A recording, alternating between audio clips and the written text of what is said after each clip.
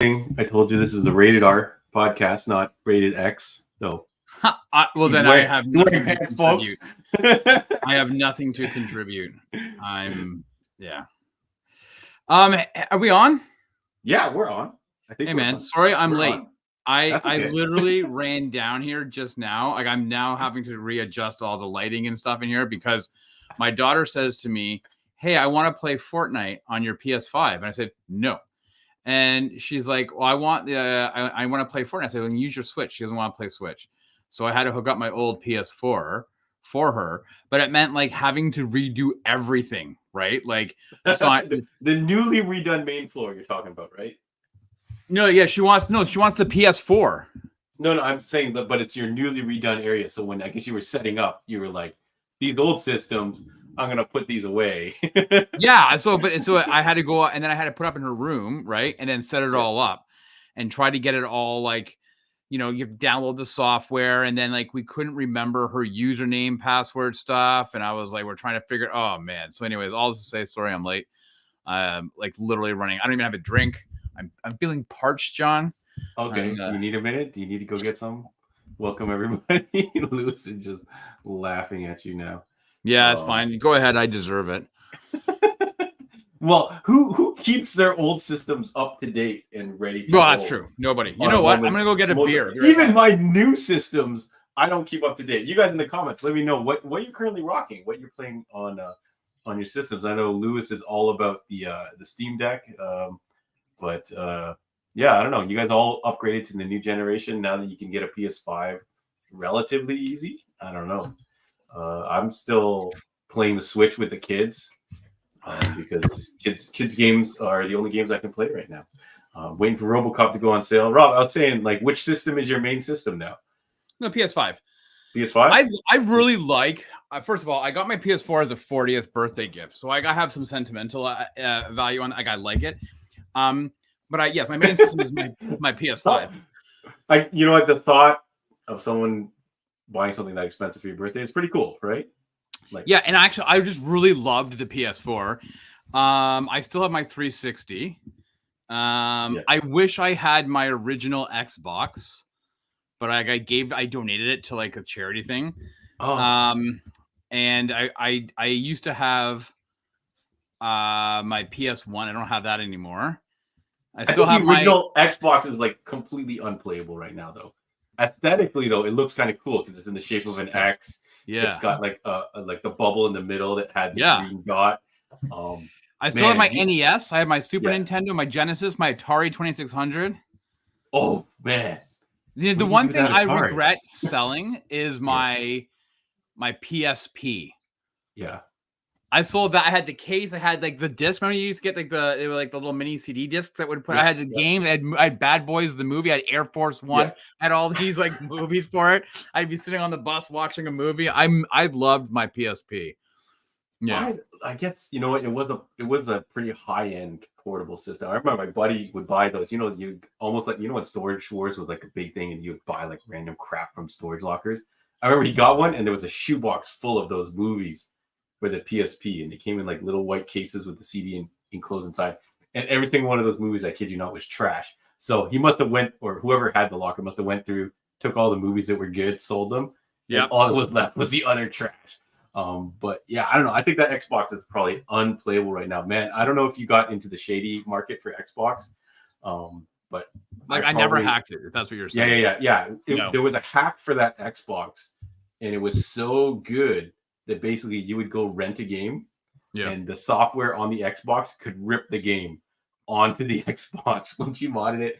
I probably had at one point like 3 or 4 of those things because we were modding them and changing the shells and all that kind of stuff. And it did become cheap, and you ran into the factor of I don't know if you had any conk out on you. There was a point where some of them were just conking out the lasers or whatever, and the Xbox had a program where if it was a certain age, you would send it in. Right, so that meant the secondary market was flooded with these trashed Xboxes that you could kind of like refurb and stuff. But yeah, it was fun times. A lot of people out there shouting out there. They have moved on to their new systems.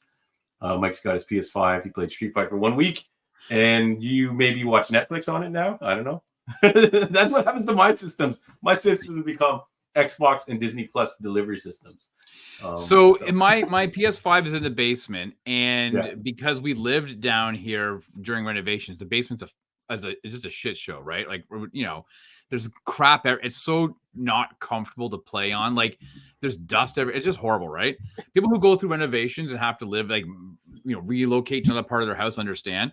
So it's not always enjoyable. So it's interesting we're talking about this because this past week, Sony released the PS Portal, the PlayStation Portal, right? The handheld. Okay. So have you seen this thing? It looks like they took a DualSense controller, cut it in half, and put a screen in the middle. Oh, okay, right? Yeah. I saw the memes. I didn't see the official announcement. I was like, what is this in reference to? Yeah. So it was finally released like on Tuesday this week. It's only okay. So you can only use it over Wi-Fi. So all it does is it streams your PlayStation 5 content to it. That's it. Like, you can't download anything natively to it. All it is a streamer. So you can do that on your phone right now. You have the PlayStation app. You can do the same thing. But this is like in Canada, $280 peripheral. And all you can and it like, there's so many negatives about it. Like, it doesn't have like a web browser. So like, if you're out at Tim Hortons and you want to fire up your PS5, you can't even log in it because sometimes you need to get to a web browser to accept the terms of use to use the public Wi-Fi. You can't even do that. You can tether it to your 5G, but again, you're just streaming from your PlayStation 5. So it makes zero sense. And yet, all week, I think I'm up to like almost like 56, 57 YouTube videos about this damn thing. I'm so tempted to buy it. And it makes zero sense. But I'm just thinking to myself, man, I can be nice. I can sit upstairs in my living room and I can play my PS5 without having to sit in my dusty basement. But John, what I could do is I can take my existing iPad. You can connect your PS5 controller to your iPad, and you can do the exact same thing. But because this is one handheld unit in my brain, I feel like no matter what, the games I tend to usually play have if you are lagging by like a couple milliseconds, you're toast. So I don't know if it worked for me. Rob, just pick up your stuff, and you know what you do? You buy a second set of cords. And you plug them all in upstairs. Yeah. So you just have to pop the plugs out of the back of the system, carry it upstairs, drop it in. And then you can even get I thought they do online. They actually bought a secondary PS5. They said it's just it makes more sense. That's way more expensive than carrying this stupid thing upstairs. I'm sure there's some way you can put it in the middle of the house somewhere and have the controller still interact with it. But anyway, that's besides the fact. We're talking about being lazy and playing multiple systems on different floors, folks. But anyways, thanks for joining us. It is Monday, November 19th. You're running out of time for Christmas, folks. That's just a quick reminder, and we're going to talk a little bit about it later. But yeah, where's 2023 gone? I don't want to say 2024. Are we in 2024? No, we're in 2023. Right? What's wrong with you? Yeah, I forgot for a second. I blanked for a second. I was like, yo, are we actually in 2024? We're going to 2025? I don't know what's going on. I forgot you on Sunday. But welcome. Thanks for giving us your Sunday. We used to do this show, this show, folks. This folks show. Oh man, I'm having a stroke. I think no, I'm good. We used to do this show on Monday, so I'm used to seeing Monday. So we're on Sundays. I screwed it up this time. Rob's been screwing it up every other week. So thanks for joining us. Hopefully you have some fun with us. We're going to talk a little bit about the news coming up. We'll talk about some cool stuff I got to show you from the shop. We are repping Heroes World in Richmond Hill, Ontario now. I got that one right. And then we're going to talk a little bit about R-rated movies, Rob. Like our favorites. Does a movie have to be R-rated? Does the R-rated Deadpool going to be saving the Marvel Universe? All kinds of fun stuff. So have that on deck, folks. Keep that in the back of your mind. Don't post them yet in the comments. See when we start talking, because then I got to scroll back or whatever. I'm having all kinds of problems here, Lewis. But anyways, thanks for tuning in. Rob, how are you doing, good sir? Late to the party, but you know. Yeah, so I apologize. I'm trying to get my daughter's the PS4 set up for her. Is just whatever, man. It is what it is. And actually, right now I'm looking for an mission accomplished though. Did you mission accomplished? Well, you know what the problem is, John, is that so I had her as a user on my old PS4 on an old email address, and we couldn't remember what the damn password was. So I had to create a whole new user. And then, John, she's a 12-year-old girl, right? So now it becomes you got to figure a username for her, right? Your online gamer tag. Well, those are some life choices, though. It's like impossible. Do you not still have one of your original usernames? Are you still not like? I think I'm my original username since PlayStation 1. or whenever we had to go online. PlayStation 2 was when we had to go online, right? Yeah, well, I had the 360, so it would be my 360. Yeah. No, I never did. I never had. I don't keep so I had an original name with my Xbox 360, and it was so it was goddamn, but using my last name GAUD, and then I used it for about a year, and then somebody complained about it, and they forced me to, so I changed it to God awful. Well, I guess that's less offensive. Yeah, I guess whatever. But anyway, yeah, shout out you guys in the comments. Let us know if you're still rocking the same email from high school. I feel like that's a thing. Every once in a while, I'm like, "What's your email?" And they're like, "blah blah blah blah at hotmail.com." I'm like, "Yo, we grew up together. If you're using your Hotmail account." Jeez. Some of them have really funny, like like code names and user names and stuff like that. Anyways, so. Okay, so we've got, like John said, we've got some stuff to talk about in the news. We've got some stuff to talk about in the store, and then we're going to talk about our R-rated stuff. But John, do you want to kick off the news? Yeah, let's go. Let's rock it to the news. Let's get. You have it? Yeah, you have the news? Yeah, I got it. No, you don't. You have the picks, but you don't have the news, John. Jesus. Oh, I don't have the news. All right, sorry. Extra. Can we just say, hey, thanks to everybody who's in the chat and who's showing up today. We hope everybody's had a great weekend, and we do appreciate your time. So thanks very much. Okay, so let's get a rundown to the news. As suspected, once again, the SAG-AFTRA strike. Once the SAG-AFTRA strike was over, the news on castings and updates on projects were going to start to flow. And this past week, we saw a huge number of news items. And we kind of talked about this, John, last week with our special guest, Stu Pei.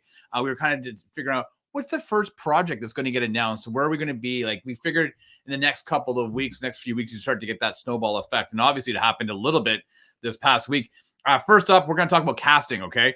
2 new comic book projects unveiled casting this week, with the biggest coming from Marvel.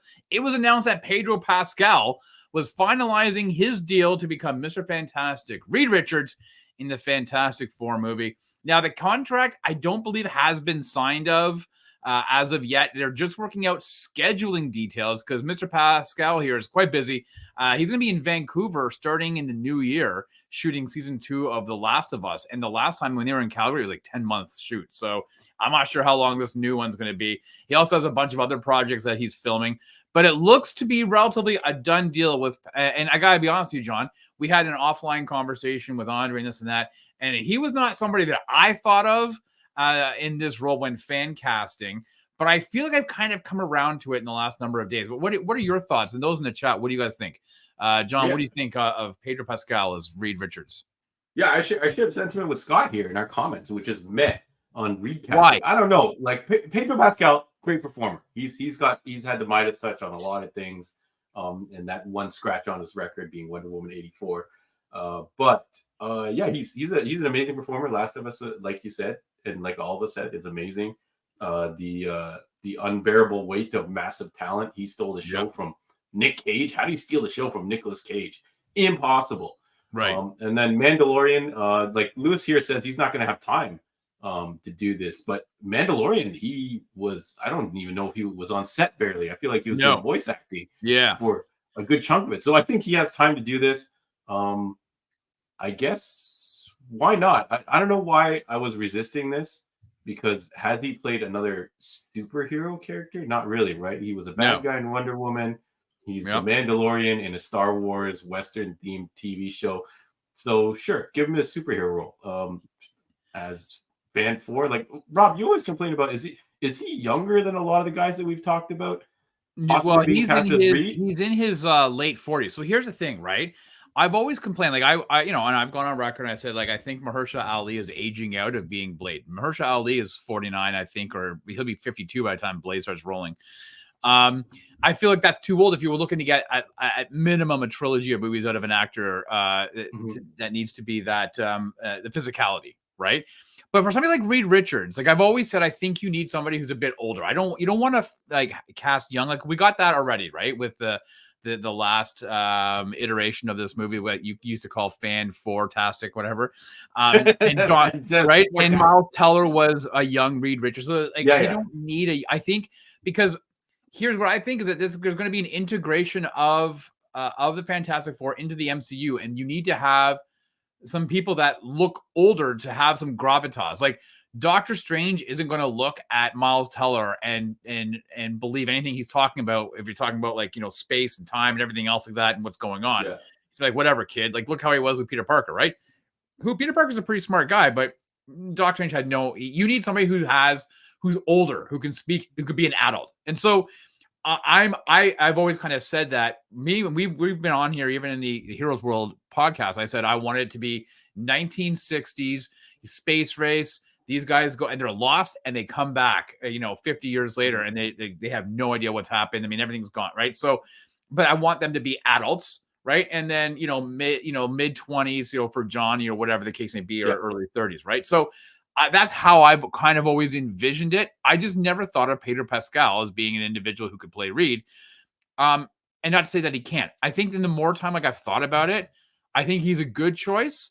Just not, it was way out of the left field that I did not expect. So I'm okay with it. I want to see how the rest of the cast shapes up. I mean, there's a lot of rumors. There's like, say, Vanessa Kirby from the Mission Impossible movies and The Crown, that she might be Sue Storm, and there's a bunch of other, Joseph Quinn from Stranger Things might be Johnny Storm. So we'll see how, if that actually comes to fruition or not. But I'm okay with it. I think it also is going to be very dependent on the plot, right? I think if it's like the 1960s space race are gone and then they've been lost and they come back, then I think it makes a lot of sense. But if it's supposed to be like an origin story, I don't know if I have as much. That will kind of rub me a little bit the wrong way based on that. So we'll see. Yeah. Scott's saying he's a bit overexposed, but that's like now. That's like coming off of like this last maybe year and a bit. This is not coming out anytime soon, right, Rob? We're probably a year and a bit. Well, no, they've got so it's 2025 is like the release date. Like they've got a locked in release date. Now, obviously, locked in. That's like 2 years out still, dude. Huh? That's like 2 years out if we're looking at like maybe late 2025, you think? Yeah, I felt like it was May or July of 2025. So an hour, a year and a half to 2 years, right? That's the thing. So it's a matter of like they have to fit in this scheduling. I don't know how they're going to do it. I mean, who knows? Who knows how they're going to all fit it in? I hope it's not like he's off by himself doing green screen stuff and they'll integrate him in. So hopefully they'll find time to work around the schedules and get him in. But they can. Right. Just he might be working 7 days a week for like the next 4 months, right? Flying back and forth to different sets. So who knows? Yeah. We'll see what happens. Mike says, I hope they don't screw up Doom. Yeah, man, you cannot screw up Doom for what would this be, the fourth time or the third time? Are we gonna count that weirdo movie? The guy was Doom in the first two movies, right? So Yeah. So you can't screw him up again. You got to get Doom right. And then there's also rumors of, they want to use Doom as the potential new bad guy in the MCU. Yep. Or things like that. So don't screw him up. Yeah. I feel like it's not that hard. Not to be outdone, but on a slightly smaller level, James is going to announce that Superman Legacy's villain will be the Engineer, John. And I if you're not familiar, the Engineer is part of the Authority, as created by Warren Ellis and Brian Hitch. The Engineer is going to be played by Maria Gabriela de Faria. She's a Venezuelan actress, known probably more out here to the Fox comedy Animal Control, which, John, I've never heard of. But apparently it stars Animal Kingdom, which is a fantastic show, but Animal Control, I've never heard. Yeah, you know what? Weirdly enough, I saw somebody posted some video thing on Instagram or TikTok or whatever, and it was a clip, and it was Canadian Jerry D is in it with Joel McHale, and it looked a little bit funny because I like Jerry D. So I was like, all right. But aside from that, I've never heard of Animal Control on the Fox network. But yes, this is our villain in Superman Legacy. Will also be part of the Authority. We knew that James Gunn mentioned that the Authority will be coming to the DCU in the coming years. So here we are. Here's our, I guess, the first cast of that as well. First thoughts is Engineer is technically a good guy, but I guess you could say the Authority is kind of like anti-heroes. They're anti-hero-ish. They're not like two-shoe heroes. They're kind of like heroes with a darker edge. So I guess, sure, this could work in that. Scott shouts out he loves Animal Control. I hope he means the show, or maybe he's a big fan of Animal Control in general. But this is a good looking girl. So sure, let's go. All right. Hopefully she's talented and funny, but I don't know what you're going to do with the Engineer. It's a really bizarre choice. As a villain. Yeah, especially Superman has his own rogues gallery. there's always been talk. But aren't you kind of glad they're not going with like the typical Lex Luthor? Like we're not getting another iteration of Lex Luthor. I'm glad we're not hearing another casting for Lex Luthor right now. So I'm okay with it. Unless you're gonna bring back Michael Rosenbaum, then I'm not really gonna care who you cast as Lex Luthor right now at this time.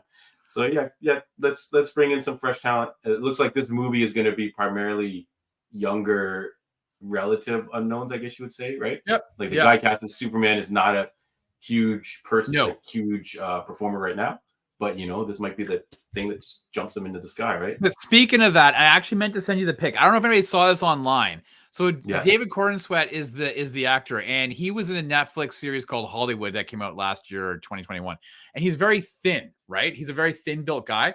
Anyway, his trainer posted a photo of him, and he had his head down, he has his hat on. So he's a shadow profile.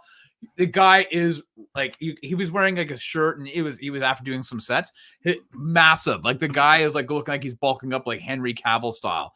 Like he looks huge, and I was like, oh man, this guy is hitting the gym. He must be doing 8-hour days at the gym. Hollywood trainers, man, there's something fierce, folks. And all the money and resources in the world to eat right and get fit. Oh man, you'll get in shape in no time. So please don't be comparing yourself to what people are able to achieve in Hollywood in such short time, but you can do it. Put in the work. All right. Sorry, Frasier. Kevin Spacey got canceled back in what year was that, Rob? I don't know. A little bit after Baby Driver. 2018. Yeah. Unfortunately, he's got. I don't foresee him coming back anytime soon, but you never know. Okay, let's take a slight left here and talk about a major MCU role that was actually leaked this week, John. So during a live stream on David Finch's YouTube channel, where Canadian David Finch was drawing Omni-Man, he was interviewing Robert Kirkman.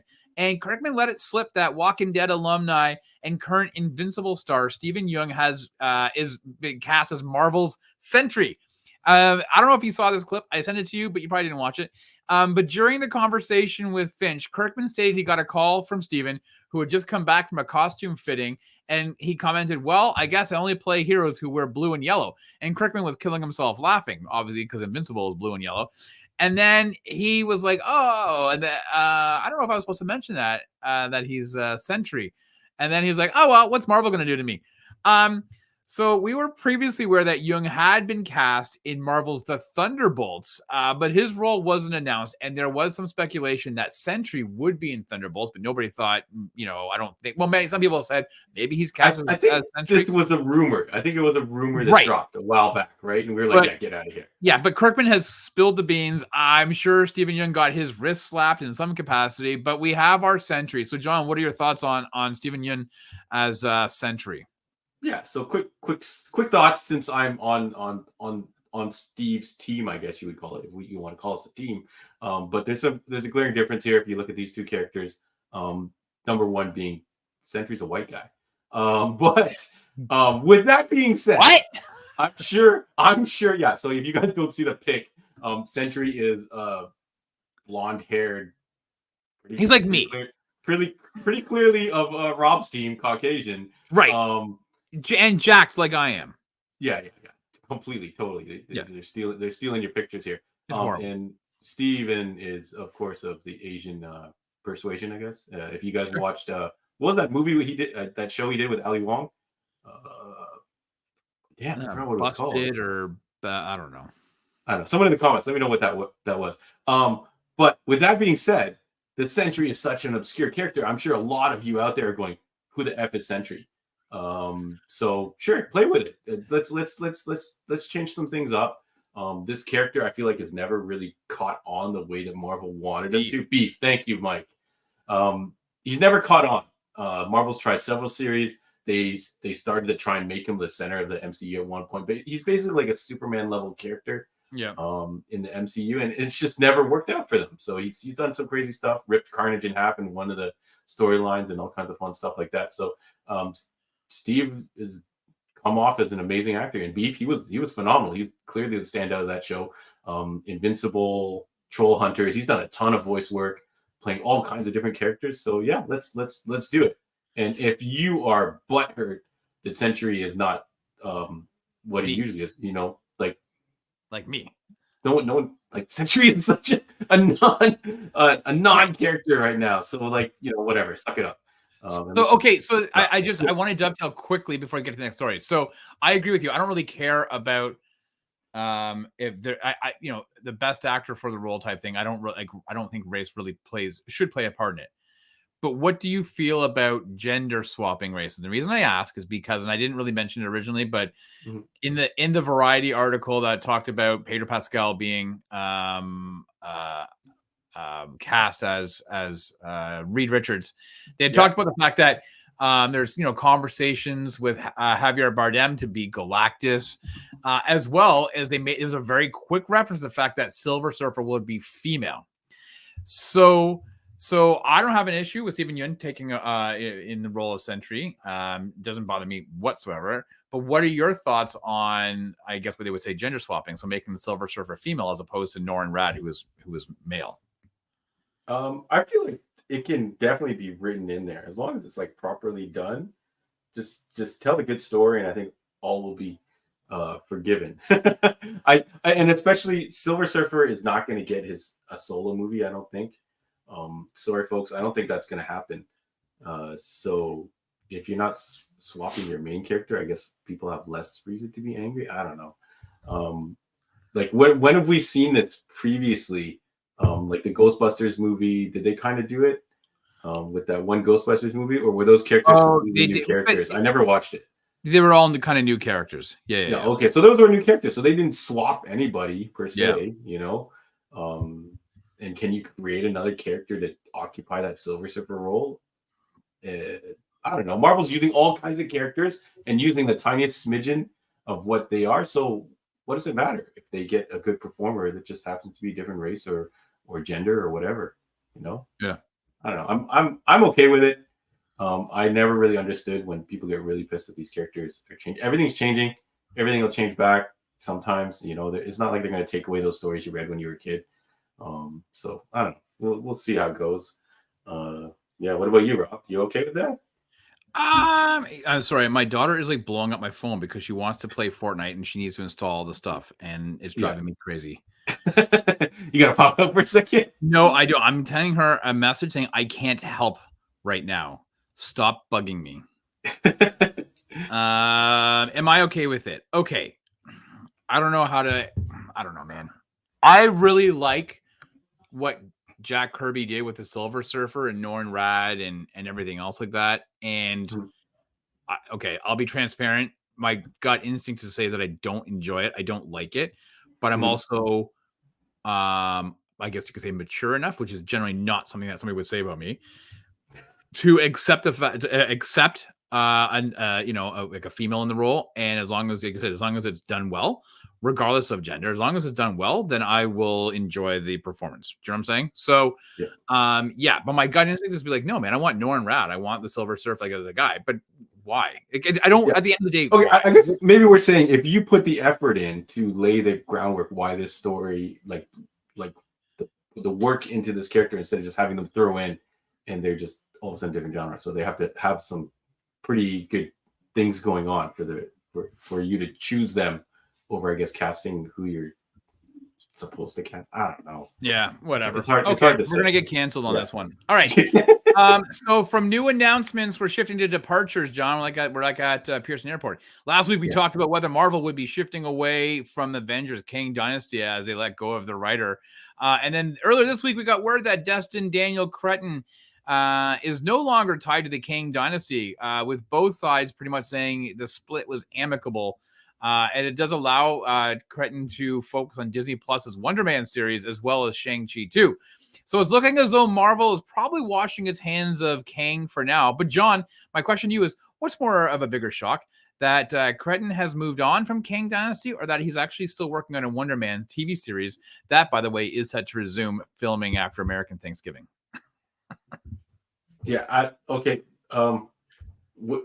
Like today's news is like obscure characters that kind of like they have some popularity, but they've never been like super favorites. So Wonder Man, I do question the choice on this particular character, but we all question they're doing a Guardians of the Galaxy movie, and it turned out pretty good. So sure, the lesser known these characters are, the more you can flesh them out and have fun with them. We've seen it in the comics with characters like Daredevil. I've mentioned it several times because he is not quite as popular as Spider-Man. They've allowed writers, creators, artists to do fun stuff with him and really experiment with the character in it. And a lot of the times it's paid off. So sure, Wonder Man. Let's go. The Kang Dynasty coming to an end.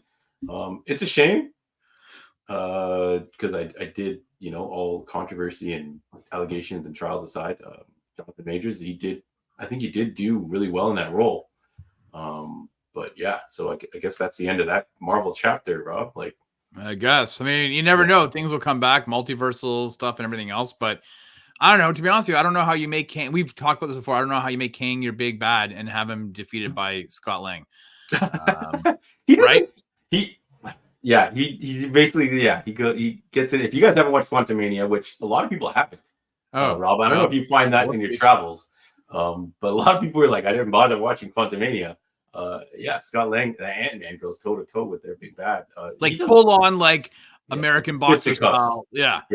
Yeah, and beats, and it makes sense. So how do you set this guy up to be your main and to destroy the Marvel universe, and he's defeated by Ant-Man? I don't care if he's like one of 8 million variants.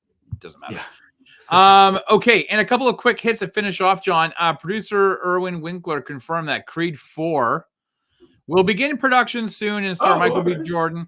Will return to the director's chair for this installment. Why? Who the hell knows? Whatever, man.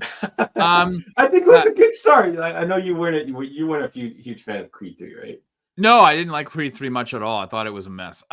Dune 2, which has been delayed from October to March due to the actors' strike, has actually moved up now for 2 weeks and will now drop on March 1st. So, John, this is very exciting news for our friend Scott. So, Scott, there you go. Hopefully, you'll get your tickets sooner than later for Dune 2. And we got a trailer for Sony's Marvel's Madam Web movie, and that's all we're going to say about that. I didn't even watch it. I'm sorry. I couldn't bring myself to watch it. So Scott said, great Lakes Avengers. Let's go. Okay. That's all I got, man. That's all you got? All right. Thank you, everybody. Thanks for the news, Mr. Rob. And now we're getting actual news happening now that the strike is completed and we're seeing casting. And we'll see what type of lull we're in going to experience between projects and things kicking off. So if you guys have something you guys are super hype about that we maybe forgot to mention or cover, let us know in the comments and we'll try and circle back to it. But Rob, can I hit you with some quick stuff from the store and then we'll get into our talk of rated R movies and stuff like that. So I wanted to show off some cool new statues. I'm going to the Sideshow collectibles realm here. So these are higher end collectibles, folks, because it seems like it fits in with what we usually cover here. So I want to show off these new statues coming out, Rob. So I know you're a sucker for some Marvel superhero stuff. So this is our boy Spider-Man. And it's a Gamerverse line. So this is, if you played a lot of the games back in the 90s, they don't mention exactly what game it's from, but it very much looks like the old Capcom fighter games where you Spider-Man and you jump down on the screen.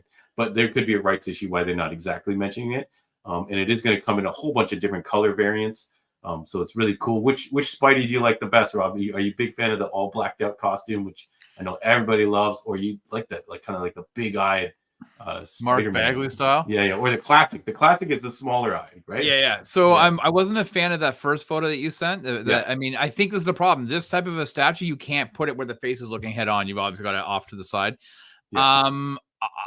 My instinct is to say the classic Bagley on the right, but I would the black costume looks pretty sick. So I mean, listen, you're right. It is Marvel versus Capcom looking. Yeah. But it bugs me. the legs. Rob was mentioning like this first picture. Yeah. From this angle, this looks pretty funky. Yeah. But in this pose, in this vintage, and 100%, we're pretty sure that this is the Marvel Capcom version of Spider-Man.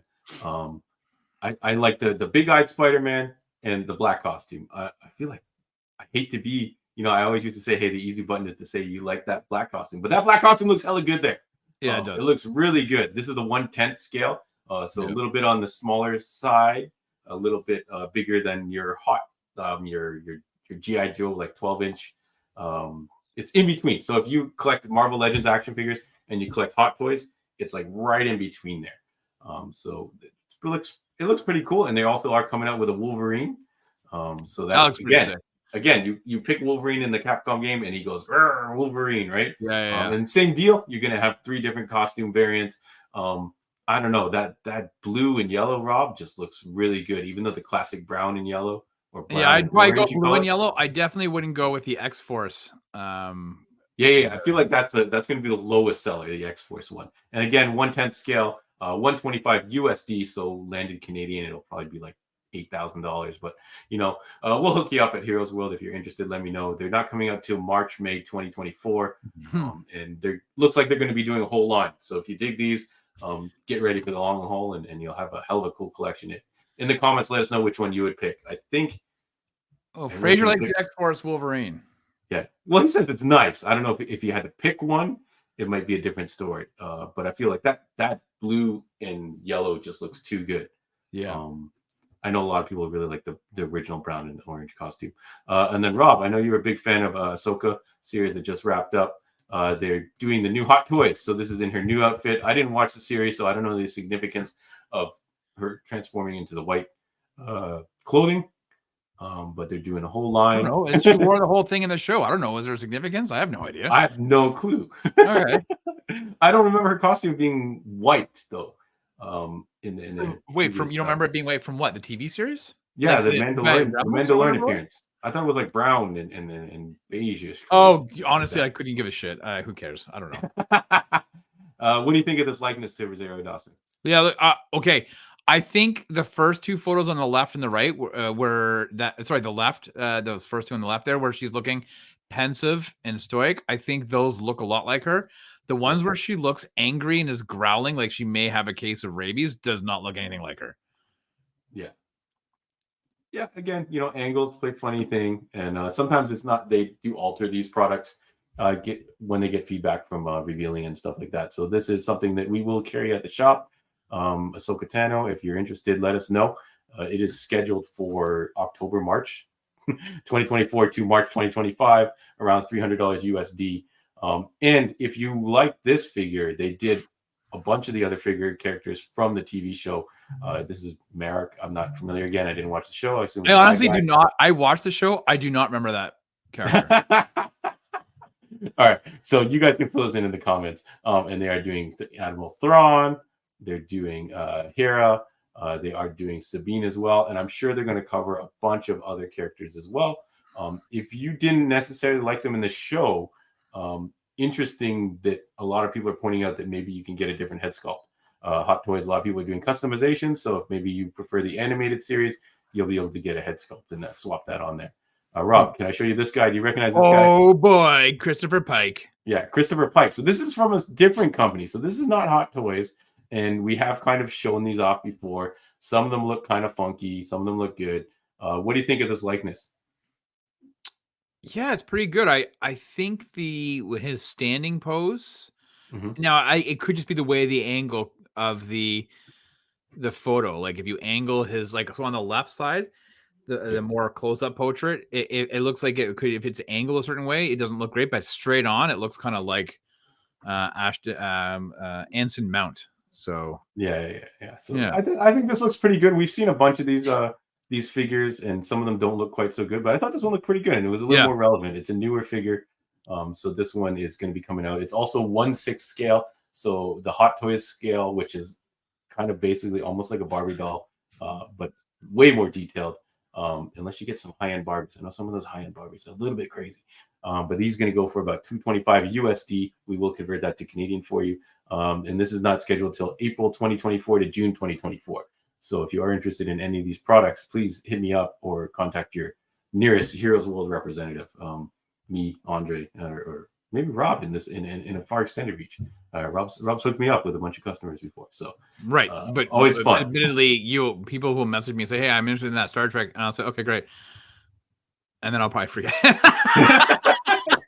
What do you want me to do?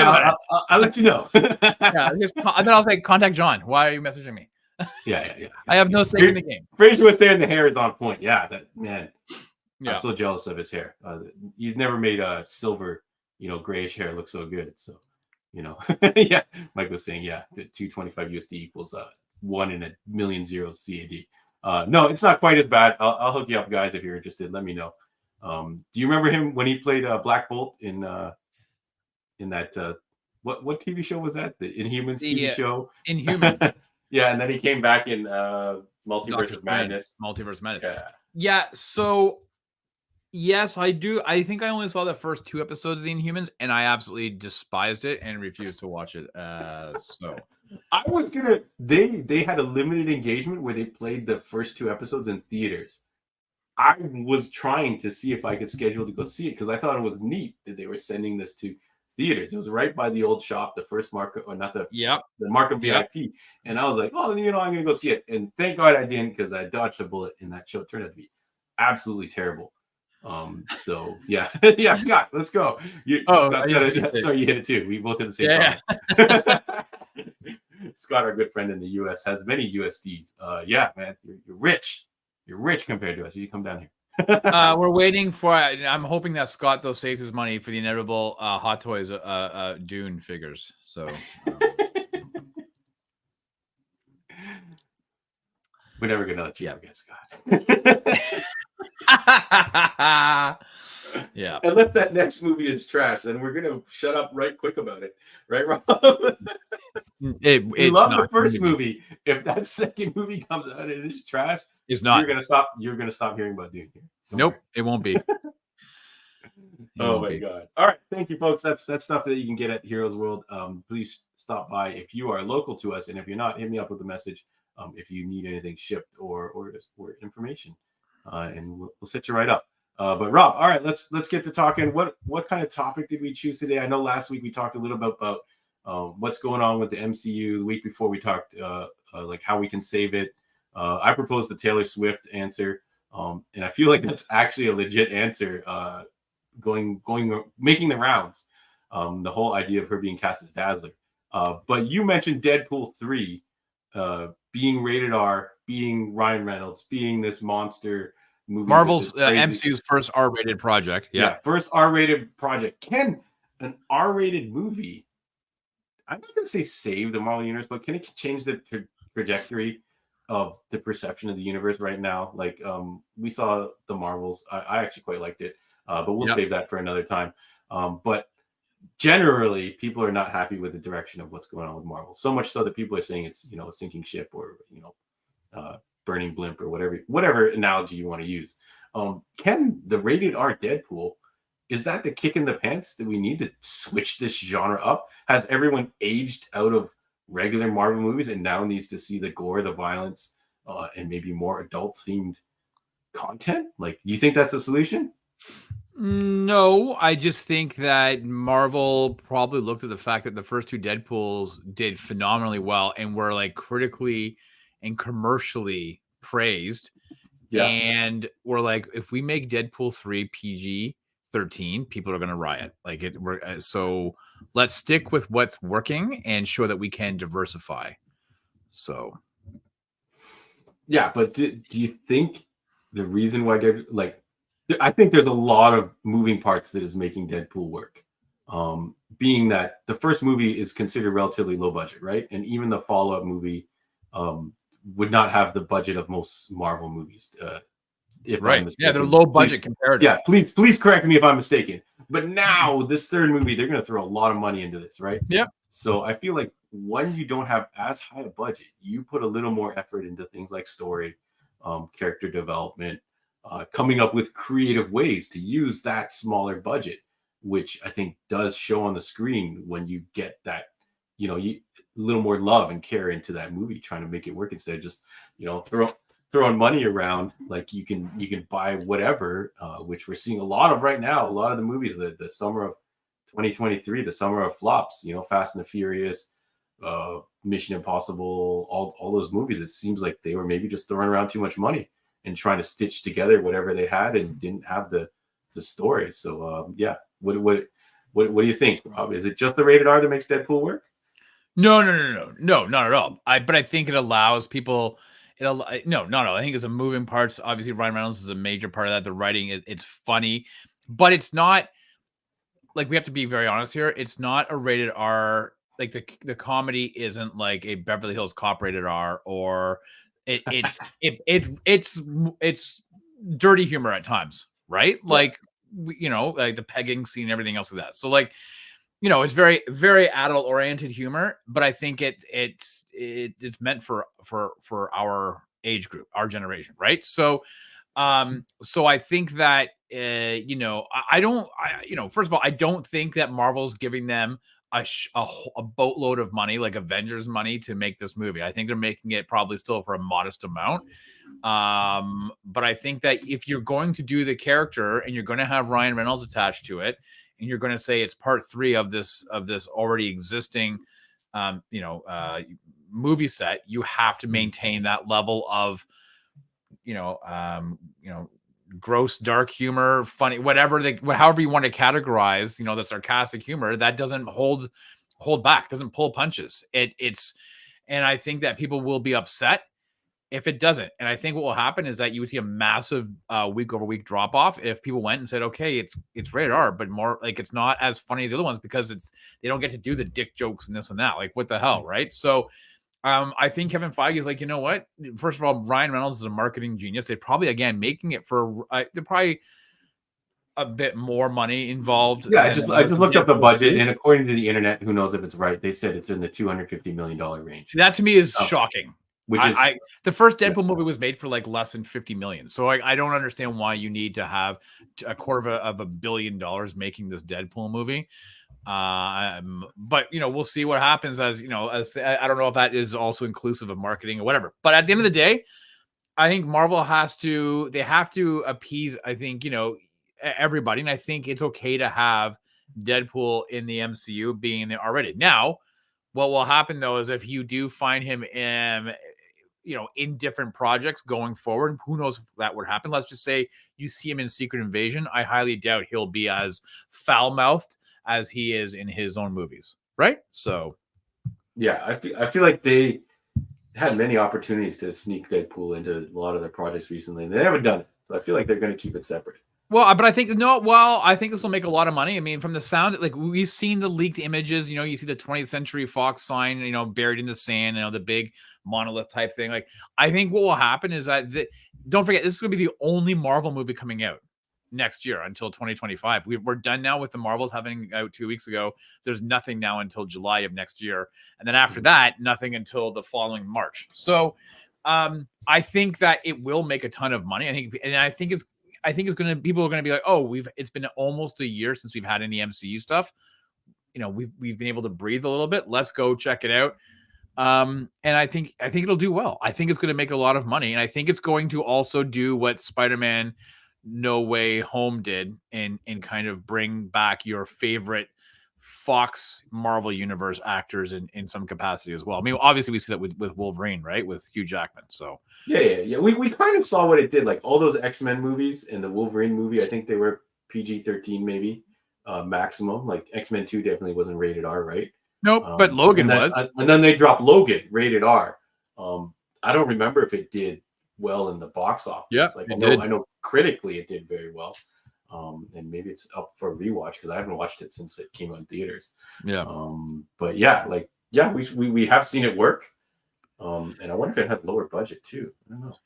Yeah, but see now, Scott in the US is very few movies are rated R in Canada. They're usually like what they call 18A, which means you have to be 18 years of the age, or unless you're with an adult. If you're below 18, you have to be an adult accompanied. That's why I call it 18A. So we don't really have R-rated movies up here. But in the US, I'd be interested, because Scott could answer this. If you are allowed to go, if you're 14, can you go see an R-rated movie if you're with your parents? I'm not sure if you can or not. But at least in Canada, you can. If you're under the age of 18, you have to be accompanied by an adult. Yeah, I feel like I haven't seen any theaters checking IDs or because you buy your tickets online, right? Like, what was that? That Harley Quinn movie, The Emancipation of Harley Quinn, whatever. Was that a rated R movie? No, I think it was 14 up here. But like recently, my daughter went and saw. I remember there was kids like in the row right in front of us, and then I forget who was doing it. The Black Mask was torturing and just murdered this family, and I was like, Jesus. Yeah, but my daughter went and saw like Five Nights at Freddy's or whatever it was with some Yeah. girl. They're all 12, and it's a 14A, but they got in, right? So nobody, there was no adults. It was just them. So, anyways, all this to say, as I think we talked about, with this being R-rated, mature is the Echo TV series is going to be mature. I think the Daredevil series is going to be rated M for mature or whatever. John was started talking about, your favorite R-rated movies, right, when we were younger. And so, Rob, do you remember what the first ever? I don't think I do remember. No, but do you maybe remember what your first R-rated movie or something clearly that you remember watching that you were like, hey, this is pretty crazy different? No, so you know what? So you've been asking online on social media, and those in the chat, I know you have your favorite R-rated movies or the ones that you saw as a kid. I had a really difficult time, like honestly, a really difficult time thinking about like what was. I can't remember what my first R-rated movie was. I know it was likely like horror movies, right? Yeah, like a Pet Cemetery or Jason or Freddy movie. Nightmare on Elm Street, Friday the 13th, like those movies were rated R. So like I remember those. So those are like, for me, like those are the first ones that come to mind when I would go to a friend's house. Or if they had a sleepover, we would rent them or we would watch them on like if somebody had the black box or whatever, you would watch these horror movies, right? Sometimes your parents would rent them for you with, you kids shouldn't be watching it, but I'm going to rent them anyways for you. So I don't remember having. The only thing I can remember, I know it sounds absolutely silly, I was 12 and a half or 13 years old, and Carl Weathers starred a movie called Action Jackson. And my dad, it was an action movie, obviously. And my parents were split up. My dad rented it for us and let us watch it a few times. And then a couple weeks later, I was with my mom and we went to they used to rent. I lived in a small town. The Canadian Tire was like, they would have rentals. And we went there and I said, oh, I want to rent this movie. I want to watch it again. She goes, no, it's rated R. And I'm like, well, Dad, let me see it. She goes, and then she had to freak out in the store, right? That's when, hold on. If cell phones were the norm, then you'd be like, hold on a second, whip out her cell phone and just be like, hello. Yeah. So that, like, for me, like, I'm always like thinking like it was never my favorite R-rated movie, but I always remember that being like the crux of like this huge argument because it was rated R. But I would have to say probably my earliest ones would have been Nightmare on Elm Street or the Friday the 13th movies or whatever. So yeah. How about you? Yes, something horror related. I couldn't, because I grew up in a small town, folks. So I don't think I got to. The only time I would go to the theaters is my dad's company would have like a Christmas get together, and then they would rent a theater, and we'd go watch a Christmas themed movie.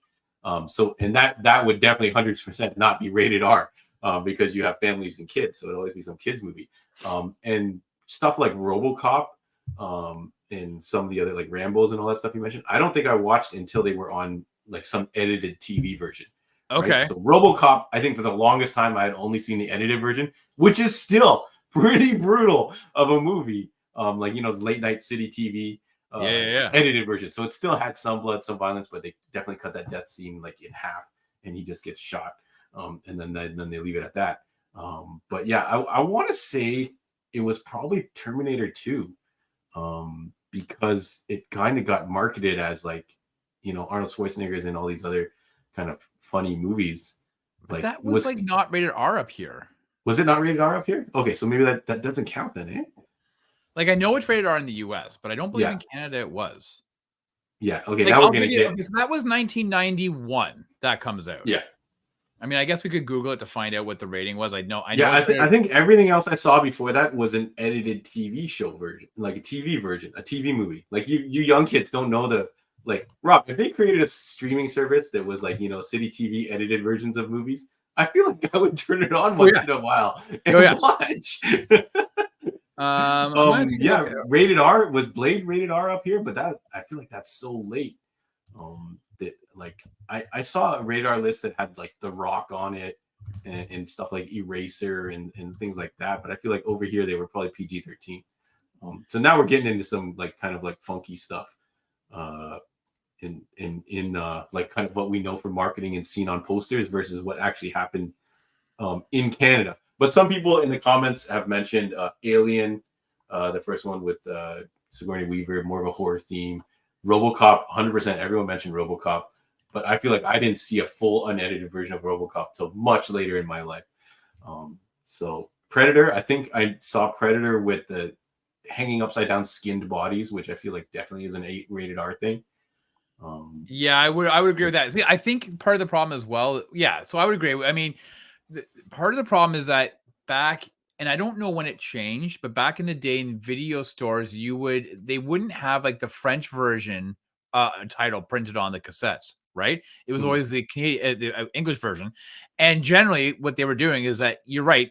If you rented a movie, it would say rated R, but that was the U.S. rating system that was printed. They didn't do separate printings of the boxes for the Canadian rating system, and definitely didn't have the French title underneath it or whatever, right? Because that's what you usually see now is like you have the French version somewhere on it. And so you're right. You probably grew up thinking that these were all rated R movies in Canada. For me, like if I started really thinking about it, like I know you asked what your favorite R-rated movie, but I think the one that, and so I'm like 1994, I would have been 18, John. I remember seeing Pulp Fiction in theaters. Okay. And so I think that probably was 18A, what we would call 18A in Canada. So I would have gone in to see that. I remember there was like at Fairview, there's this old lady who would always check your IDs. So, but that was probably like the first movie I got into. That was like 18A that I was like, oh my God, I feel like, because I remember watching Pulp Fiction when I worked at the video store and absolutely loving it. And that was 18A. I remember that. Yeah. 18A is, I guess, closest we're going to get when we start talking about movies over here. Other than like a hard R, maybe it was Blade. Maybe Blade was the first one I saw in theaters. It was a hard, proper rated R. Like, I don't know. Blade that seems, with Wesley Snipes. I feel like that's way too late. I feel like I must have seen something. No, man. Yeah. Like, I don't know. I'm trying to find out when the Canadian movie rating system changed. I feel like it was like in like the mid or early 90s. Yeah. Anyway, like maybe Jean-Claude Van Damme movies. I watched a hell of a lot of Jean-Claude Van Damme movies when I was growing up, and his R ratings came more from movies. Yeah. And I feel like maybe that was it. So I think when we grew up, and I think maybe the people in the chat, like from what I'm looking at their comments over that, it looks like everybody, in the 80s and 90s, when you were in your young formative years, right? You were probably watching a lot of these R-rated movies at home. You weren't going to the theater to see it, but you were watching it at home because maybe your parents just didn't care. They were renting all these movies or whatever the case may be, but you were watching them at home. I think we grew up watching a lot of these movies, obviously well below the recommended age limit, right? Yeah, I would imagine showing my daughters like some of the rated, like the movies that I clearly remember watching when I was pretty young. But I wonder though, like, would you let your daughters watch movies that are considered 18A now or rated R now? At the is there a comparison to where at the age you were watching some of these R-rated movies, like these Van Damme movies or Commando or whatever it was? And then you're like, okay, so I was like 8 or 9 years old. I was watching these, and I'll let my daughter, who's 8 or 9 years old, she can watch these. Are like, would you like, no, I would never let them watch this right now at this age? Like, well, different story. It's like they were okay and they could understand that this is make believe and they don't wake up with nightmares or whatever. But my two girls are scaredy cats, so they don't even watch like live action stuff. They stick to like the cartoon realm. So I'm a different case. But if I had like a son or something that was like, hey, I want to watch these movies, with the exception of showing them the death scene in RoboCop, I feel like I draw the line there because I feel like that still has traumatized me to this day. Like, I don't know, when was the last time you watched that scene in full, Rob? RoboCop? Yeah, death of Alex Murphy. Like, you guys in the comments, let us know. Like, when was the last time you watched that scene in full, uncensored? Like, I think I've only ever seen it once. Like something like that. But I know a lot of like the young kids are watching like anime, and some of this anime is pretty violent and out there. And I'm like, yo, like sometimes they'll be like, oh, I'm gonna buy this figure because I love this show. I'm like, you watching this show? So Lewis said via Wikipedia. Yeah. So Deadpool was rated 14A in Alberta, BC, Saskatchewan, yet 18A in Ontario. So you know what's really funny about this though, right? Yeah. I was just taking a look. So in 2020, John, the government of Ontario, so for those in the US, like what's Ontario? Is a province, kind of like how you guys have the individual states. So our province in Ontario essentially they call the Film Content Information Act of 2020, John. It says to reflect the changes in the marketplace and increased use of digital platforms, there's no longer a requirement to provide movie ratings for films shown in Ontario. all right. So you can just take your kids to anything you want. But I think what they've done is they've kind of rely on what the Alberta government, how they've classified things, right? So, but yeah, you no longer are bound to having to show a rating on your movies in Ontario, but generally most people do because parents like to know what the they like to know what the ratings are of things, right? So all right, sure. Let's go. All right. Sorry, Rob, did you say what your favorite rated R movie or movie that you would consider rated R? I know we're getting kind of things blown up. Like I think a bunch of movies that are in my top 3 or 5 are rated or were considered rated R via the media and stuff. Like Beverly Hills Cop is definitely up there on my list because Eddie Murphy's, I guess, adult themed jokes. And also, I believe there's a strip club scene. Not believe. I know there's a strip club scene with some topless women dancing around.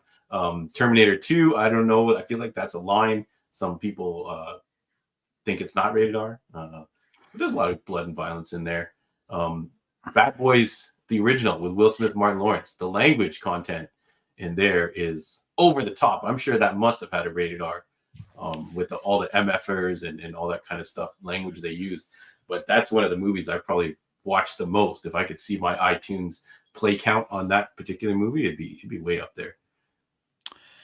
So I don't know if I can answer this question only because I grew up watching a lot of movies. Yeah. Like a lot. And whether I was given permission or kind of like or not, or after a while, parents just didn't care. They didn't, no time to really pay attention to what you're doing. I watched a lot of like movies, whether they're PG right through to R-rated movies back in the 80s and 90s and whatnot, like I said. And then by mid 90s, I'm old enough to get into the theaters. So I don't know if I don't look at movies anymore with their classification. I know it sounds absolutely stupid. When we talk about the fact that Deadpool 3 is going to be rated R for MCU for a Marvel movie, I think that's significant because it's of the gore and violence and humor and this and that. It's untypical for a Marvel movie, but I don't look at ratings. Like when I go to see a movie anymore, I never look at the ratings. So I find it very difficult for me to be able to say what my favorite R-rated movies are. I would have to by default probably go like if I gunned in my head, John, you're like saying, "Tell me, you piece of shit, what are your R-rated movies?" So I say, "John, please no." But then I would say, okay, it'd be like in no particular order. I would have to say like Pulp Fiction, Reservoir Dogs. For those 2 movies were like transformative for me for cinema. I would probably have to do a Nightmare on Elm Street, like the first one, because I just remember seeing it and how I felt about it. I'd probably go action, right? Which we did cover. If you go into our archives, it was one of our Halloween movies from last year. Yeah. And then I don't know. I whatever. I guess I could say T2. I'd probably say Deadpool 1. I actually feel like I prefer that over Deadpool 2. So I go Deadpool 1, and then I think I'd have to go Goodfellas. Yeah, I was gonna say, like, do you have a Godfather or good like something? Yeah, like so I go probably Goodfellas. It gives me 4. And then my 5th movie, like an R-rated movie, I don't know, man. I think was The Matrix R, or was that? I think The Matrix was 1880. I think it straddled the line. I think over here in Canada for sure it was like a 14 something or whatever. Yeah, you might be right. So, yeah. But over in the States, it could have been probably Boys in the Hood. Oh, Boys in the Hood. Okay. Yeah, I really enjoyed that movie when it came out as well. Was that John Singleton or is that Spike Lee? I don't remember who did that one. No, John Singleton. Yeah. There's some crazy violence in some of those movies. But I felt like the 90s, like I felt like those movies, like those more auteur art movies, like the Tarantino, Singletons, like those are very transformative movies for cinema and stuff like that. So I that's kind of why I lie more on that side than stuff in the 80s. Yeah. Okay. What, Rob, can an R rating make a bad movie better? Like if you turn that dial a little more R rated, like we talked a little bit about the RoboCop remake. And how that was PG-13. You turn that dial to rated R, and maybe you can have a more successful movie. But what if you're not digging the Fast and the Furious series as much now? What if Fast and the Furious got dialed up to a rated R? Because they're trying to maximize the. What are you going to do in the 11th installment to make it better? Yeah, that's what I'm You know saying. what Like, I'm saying? do Like, they I make feel it like rated R and you're interested? Like, if no, there's topless no. women and more swearing and more gore and violence, like, would that make that better? I have a tough Like time thinking of any movies that Suburban came out. Commando with Hulk Hogan, if that's a rated R movie, does that become Surf cooler? ninjas, but Yeah, they're Surf like Ninjas they're like with Rob old Snyder ladies. clearly playing a child while he's like double their age. Right. Folks, if you haven't seen Surf Ninjas in a while, turn it on and watch the Rob Snyder scenes. And they try so hard to make him look like a young kid. I feel bad. I think he's talked about it during podcasts and stuff. I can't Hilarious. I have a difficult time remembering or thinking of a movie or a series, right? Where the first movies were like, say, PG-13, and they went to R. I always feel, though, if you start off as R and then you go backwards as a PG-13 or whatever, then you're asking for trouble because then you're diluting the product that people are used to. Yeah, I don't, right? You You know what I'm mentioned saying? RoboCop 3. RoboCop 3 is right. PG-13 or something. Yeah, and it was like, oh, come on, right? But to appeal to kids. Yeah, but I can't think of any movie that started off as like, say, PG-13, then went R as a sequel. I can't think of any, and I'm sure there is. But like, okay, so you asked me what would be better. So definitely not. I mean, Steve put Transformers. He said Transformers as a movie, as a hard R, would improve the series. Maybe. I don't know. I don't know. I'm trying to think like what current movie that we've seen, John. It's we watched Point Break. The original Point Break was rated R back then, right? Yeah. I can't think of nobody a watched modern... the new Point Break, so we can't even. Okay. So how about Blue Beetle? Would Blue Beetle have been better if it was rated R? No. Probably not. No, you can't. Now, would James Gunn's Suicide Squad been better if it was rated R? Yes, maybe because was it not rated R? I don't think so. Was it not rated R? I think it was 14A. Oh, I'm surprised. There was a lot of dick jokes in there and stuff like that. But yeah, okay. So the question is then, what does a rated R content entitle? You know what I mean?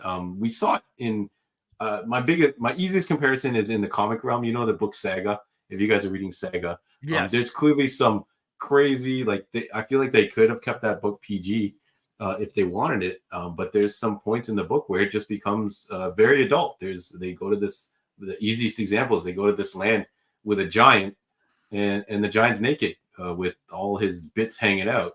Yeah. And they could have easily just had him wearing a loincloth or something like that, but they wanted to be graphic in this, and it helps bring I feel like it brings like a kind of like a realness to the book. Like you're like, oh, anything can happen here.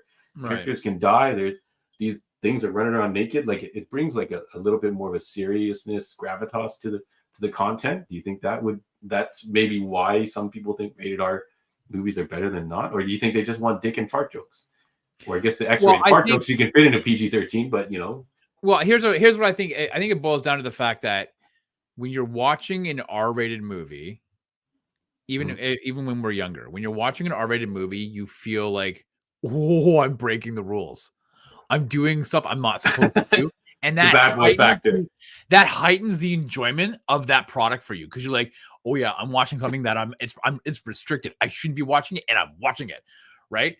And so now, as we're adults, I don't know if it really makes it too much of a difference when we're watching movies. You know, you're watching, Thor Ragnarok, and you're like, oh, well, if it was rated R, would it make a difference? Probably not. But there are obviously certain movies that are definitely you don't want to bring your kids to because they're just a bit too violent, but they're more for us. Right. So yeah, I think that that's the crux. I think why do people like R-rated movies more? I think it's, as adults, John, I think it's like, one, you're not dealing with kids yapping throughout the entire movie because they're not supposed to be there. So it's kind of nice to just kind of, it's like the reason why people go to adults only resorts. So it's like, yeah, I know on the kids sides over there, but I'll pay the extra premium to be in the adults only because I don't want to be around kids. I want to be able to have my time. Right. And two, I think when you're younger, it's like, oh, I'm watching stuff I'm not supposed to be watching. Yeah. Fraser said Gunn's Suicide Squad was rated R. Maybe in the US it was, and in Canada I looked it up. It was 14A here. Yeah. What if but we're still seeing the equivalent movie, right? We're seeing the same movie that aired in the US under rated R banner. Now it's not rated the same in Canada. So I feel like we're getting too into the nitty gritty. But the content I feel is we would consider in our minds rated R. Sure. So that first Suicide Squad, didn't. It dialed it back, right? It was probably more tapered back to a PG-13. So what if that original Suicide Squad? It's going to take a lot to save that particular movie. Sure, we'll talk about the Ayer cut maybe someday, or maybe we'll see it on someday. But look at okay, so here like Batman v Superman, the theatrical cut was, whatever, PG-13 if we're going to use the US terms, right? Yeah. But then the extended cut that you got on your on video at home, was R. I think I watched both. It didn't make a difference to me. The movie was still junk. Shut up. You should take that back. No, it's Rob. The movie is still junk. It just becomes no. The extended edition is pretty solid. The extended story bits of there help fill in some of the stupid gaps. But it's still not a good movie. I even think Zack Snyder's Justice League, that 4 hours, is a rated R movie. Oh yeah, maybe. I don't know. Anyways. So, man, I never realized it was so muddy when you cross over to USA and Canada. I feel like in my mind I follow the US. Like when I think R-rated movies, whatever was rated R in the US is what I think is restricted over here, even though apparently our rating systems are completely bonkers. But anyways, yeah, I don't know. I guess we'll see. We'll see what happens with Deadpool 3. Okay, well, here's the question though. In the day of streaming, everything's like they tell you it's MA or R or whatever. Oh yeah, no. Like, okay, so if you want to go that way, streaming content, we talk about our Netflix, our Prime, our Crave, whatever. I do tend to like the shows that are designated for mature audiences only, that would not air on a regular network. So I don't, at this age and time of my life, I don't enjoy broadcast shows. For my serious content. I love stuff like Kim's Convenience, shout out to Mike, and things like that, by comedies. But if I'm going to watch a serious cop show, a drama show, an undercover yada yada infiltrating the blah blah blah, or a biker gang show, I want to see it on that streaming service that allows anything goes. Although I feel like you got to taper it back, because if you let Kurt Sutter go crazy, you end up traumatized. Right. Anyways. Like Breaking Bad. Now, Breaking Bad wasn't conventional cable, but it was like premium cable, right, on AMC. Yeah. And so they were able to push the boundaries. It makes you wonder, though, if it was a Netflix-based series, how much farther they would have pushed it. Yeah. I don't know. Yeah. So, I think you're in the same boat, right, Rob? You enjoy these more premium, adult-oriented fare. Right. Basically, you have to have your profile set to adult profile. Everything. Yes. Yeah, you can, like, if my streaming services were all locked to the kids profile, I would cancel them all. I don't like any of those shows. I don't watch those. Even some of those, like the new He-Man cartoons, Masters of the Universe, are rated like they're teen. So if your stuff is all you lose some of the Disney movies. I think the best example is Turning Red, that one with the red panda. And someone can correct me in the comments if I'm wrong. It's not on if your profile set to kids on Disney, you can't get that movie, because my daughter was like, I want to watch that movie, and I'm like, it's not here. No way they removed it from Disney. So I had to switch profiles, and it was there. That's weird. I think so. I think that particular movie, I don't know what about it is, but yeah, The Boys. We all enjoyed The Boys, and I'm sure everyone would laugh if you were like, oh, I'm a huge fan of Smallville or whatever. If Smallville and The Boys were running at the same time. It's not cool to watch Smallville on the CW where everything is family friendly. It's cool to watch The Boys where craziness ensues. Yeah, there's no boundaries. Yeah. So anyway. Okay, The Boys on Amazon in Canada. Let's see what the rating is. If they I'm trying to see if they have comedy action. It's definitely like a 14 something. Like, no way you can have kids watching that show. Yeah, weirdly enough, on their website, like on their app, it doesn't actually tell you what they would rate it at. I guess you'd have to start it, and I'm fairly certain it's like M for mature or whatever. I feel like when you start, like at the beginning of it, I think it says M for mature or whatever. Rated M for gore. They tell that stuff now too on the TV, like rated M for gore and violence and fall, Yeah, someone in a cool voice reads it out for you. But anyways, yeah, I think, yeah, maybe that's what we're used to. We're gonna see this all unfold. Deadpool 3, Echo, right? Echo, the new Marvel TV series, comes out in January. Is you have to change your profile to an adult profile to watch this this content. Yeah. And then I don't know what else is down the pipeline. If RoboCop ever gets another movie, I'm sure it is 100% going to be rated R. Shout out to the TV show. It's hilarious, but not good. RoboCop 3, I think we're going to put it on the rewatch one day, Rob. RoboCop 3. But anyways. Yeah, I think that's all we got, folks. Anyways, thank you for tuning in and discussing rated R or not rated R Canadian ratings. I didn't know that was going to throw such a wrench into things, Rob. Sorry, buddy. I should have known something was up when I tried to search up best and worst PG-13 movies and best like rated R, and then the list was all over the place. It was weird. You couldn't find it because I guess the content like that doesn't exist. In the US, which is the most highly popular, it beats a purely Canadian thing or something. It was weird. I should have known something was up when I was trying to figure out a list of movies that maybe you could turn to rated R to make them better. But I don't know.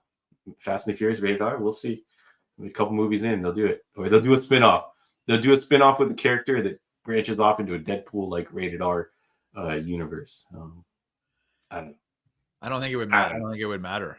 Yeah. I think it would still be shit. That I don't know. They couldn't have. Right. They could have made Hobbs and Shaw rated R, but they didn't. Oh, they could have made that movie anything else. They could have tried to make it good, but they didn't. They didn't. But yeah. Oh yeah. Steve Schutt's a Kick-Ass. Kick-Ass was clearly rated R. I got to use these quotations now. Rated R film. So yeah. Anyways, yeah. Like I think that's it. I think it gets too muddy with these ratings. We'll have to figure out some other way to brand it next time.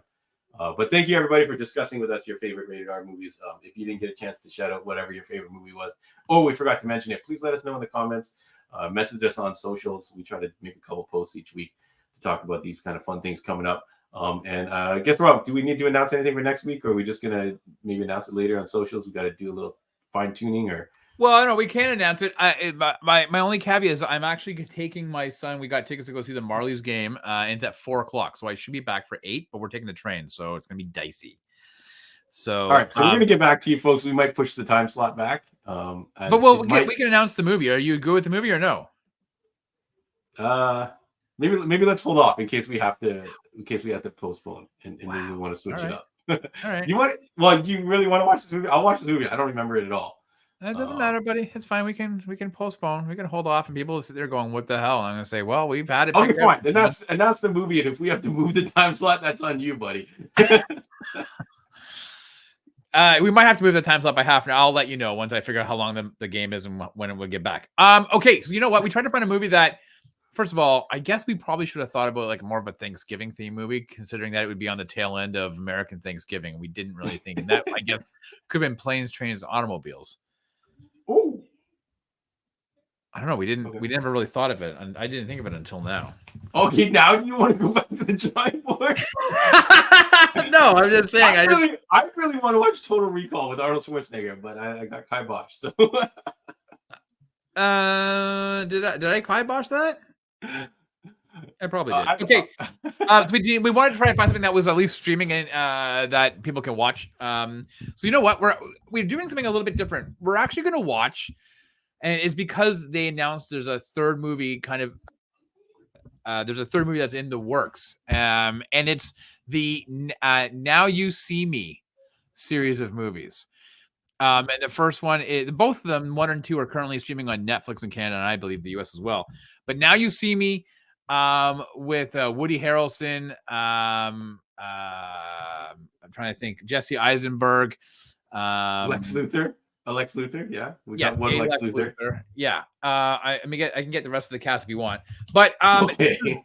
it's one of these movies where it's kind of like it's people really enjoy it. Oh, Michael Caine's in it, Morgan Freeman, Woody Harrelson, Mark Ruffalo, Jesse Eisenberg, Dave Franco, and Isla Fisher. So, Now You See Me, and people, it seems like people who watch it's like, oh my god, this is like a really good movie. Somebody turned me on to it and said, hey, you should watch it. Like, I don't know, and I was like blown away by how much I enjoyed it. So,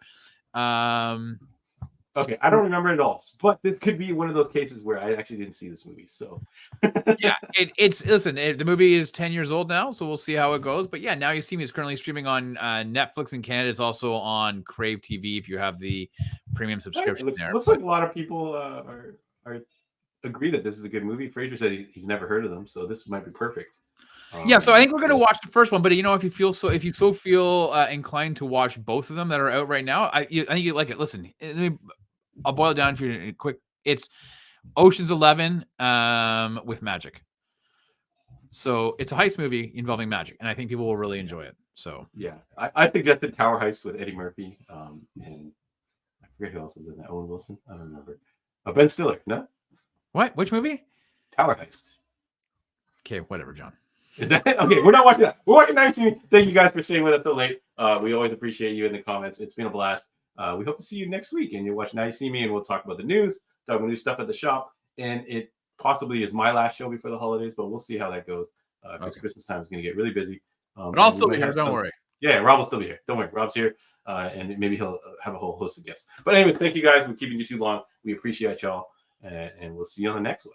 See you guys. Thanks.